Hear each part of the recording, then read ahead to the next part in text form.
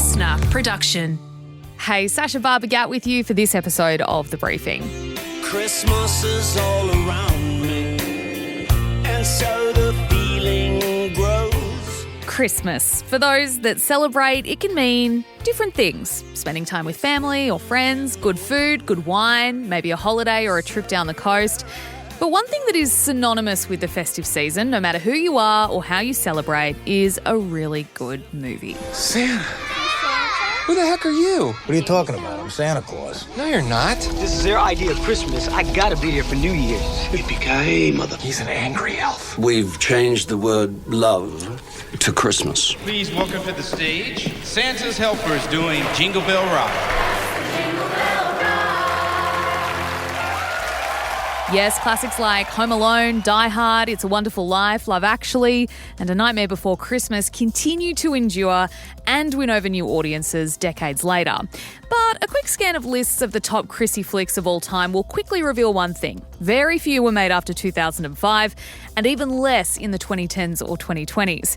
It got me wondering, in our age of oversaturated media, cheap Hallmark movies and straight-to-streaming titles, have we seen the death of the great Christmas movie? Ash London is a festive flick fanatic, writer and podcaster, and she joins me now to try to answer that question. Ash, first off, welcome to The Briefing. I want to set the scene. How have we witnessed Christmas movies change over the years? Because I want to know if I'm the only one feeling like it's less blockbusters and more Netflix and Hallmark releases. Absolutely right. If we think back to when we were kids, they were big budget. They were movies that we saw in the cinemas and at the movies. They had very famous people in them, and they kind of became instant classics. So your Home Alones and your Die Hards and all those sorts of things. Lately, I think the whole of cinema has changed. Obviously, budgets are smaller, less movies are getting made. Everyone's got a Netflix account. Not everyone's going to the movies. So I think a lot of these bigger films in general are being made for streaming. And specifically in the last couple of years, the old kind of B grade, C grade, maybe D grade Christmas film has kind of come into its own. And I'm loving it. I'm not on the same page as you are with Hallmark movies, which is what I was going to bring up next, which, now they're becoming more pervasive. It's not just made by Hallmark. And, to paint a picture for people who don't know what they are, you said B, C, D. I'd go as far as E or F grade. Celebs / actors who star in these, corny love story movies.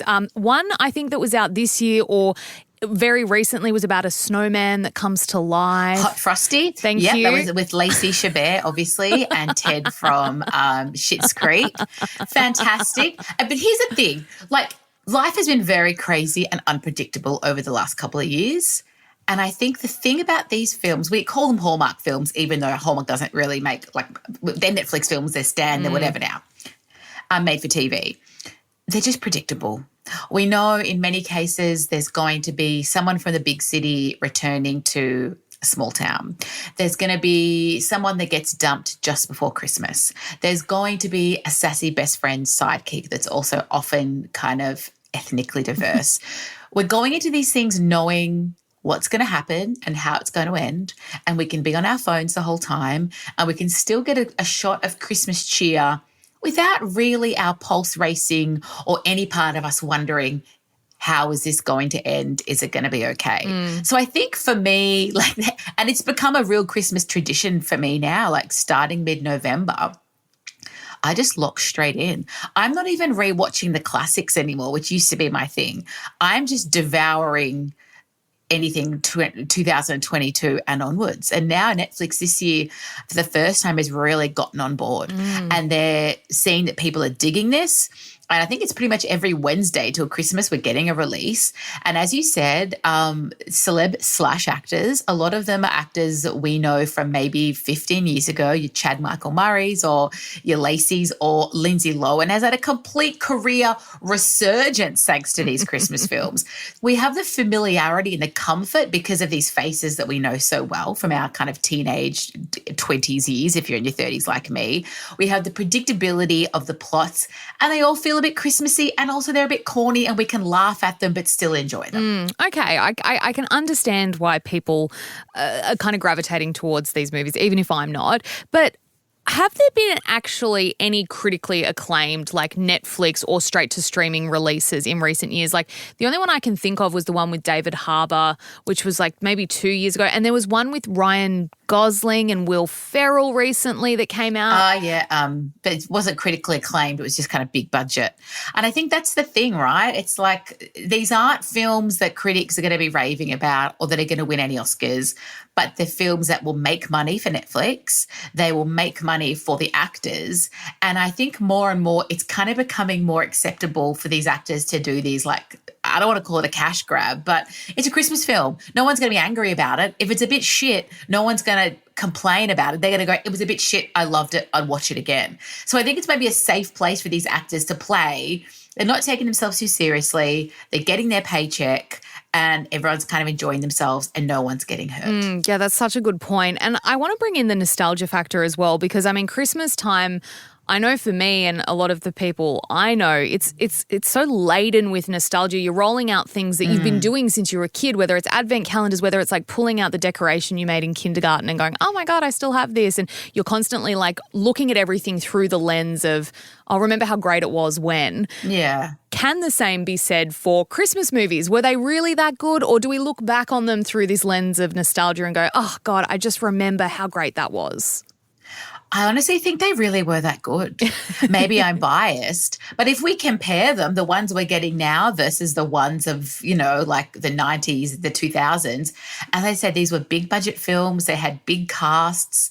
They weren't just your super formulaic films. There were things like the Santa Claus and the Holiday and all the, and I love like Four Christmases, Miracle on 34th Street. There's so many. I could go on forever. And they didn't have the same kind of formulas. It was a proper film that had the Christmas magic. Maybe there was some real magic in there. Maybe it was a holiday romance like a Love Actually or something like that. I really do think these films are still holding up. They're still fantastic films. We're still going to probably be watching them in 10, 20 years. Will I be watching Lindsay Lohan's Falling for Christmas, the 2023 classic, in 10 years? Probably not. But I think, I mean, that's just the disposable world we live in, right? These are quick films that we're going to watch once or twice and enjoy. They aren't the classics. I would like to see some big budget Christmas classics, especially some rom-coms. I know a couple of years ago that Last Christmas came out with the chick from Game of Thrones or the hot guy from Crazy Rich Asians, Henry Golding, and I was so excited to watch it, and I watched it and it was so shit, but it looked like it should have been really good. Like it was set in London. It had the vibe. I love her. Emilia Clarke is her name now, I'm remembering it. Yes. But it didn't kind of scratch the itch. But I can't get angry at Our Little Secret, the new Lindsay film. I can't get angry at that film for not. No, I can't, because it is what it is. It is what it says on the packet. So I think we've got to look at them differently. We've got to embrace the old ones, know that they're going to stand the test of time, and maybe we approach the newer ones with a bit of more of a disposable attitude.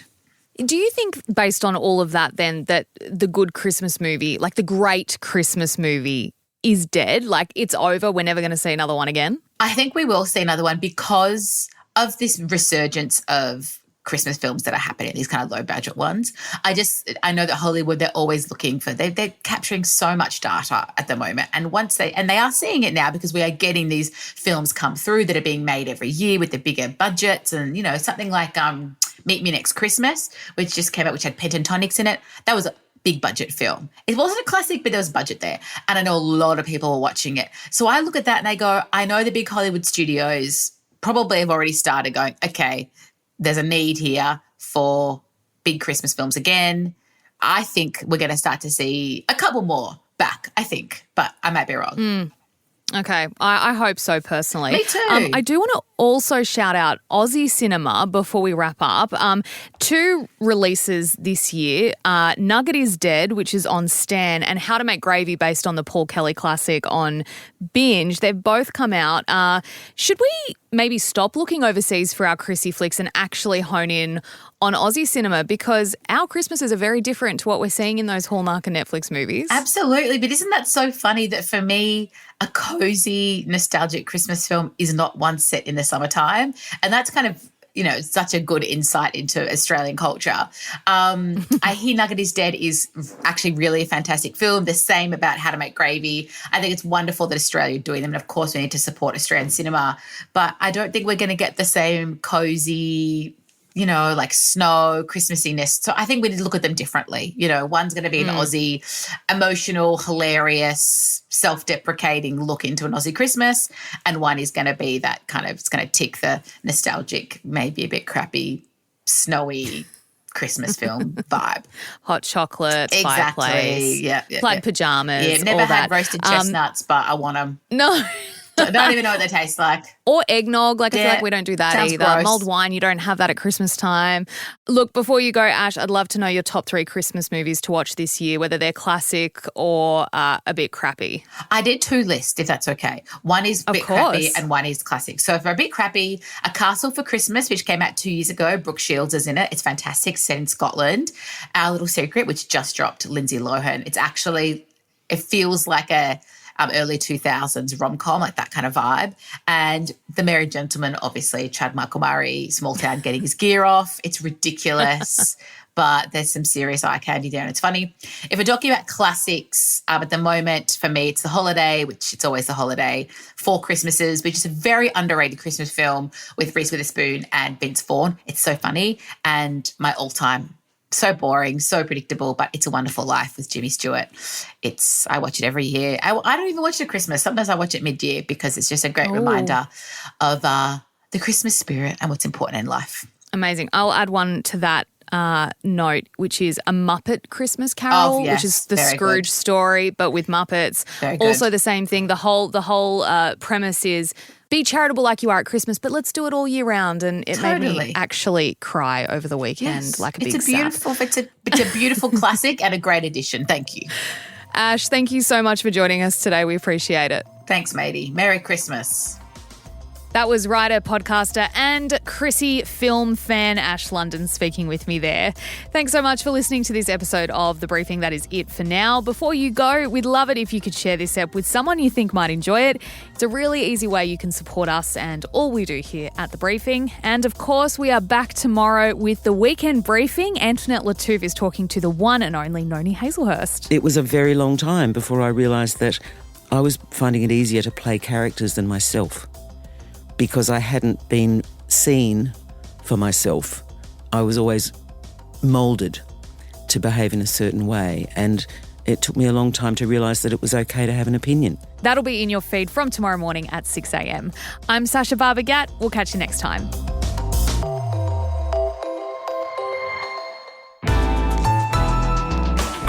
Listener.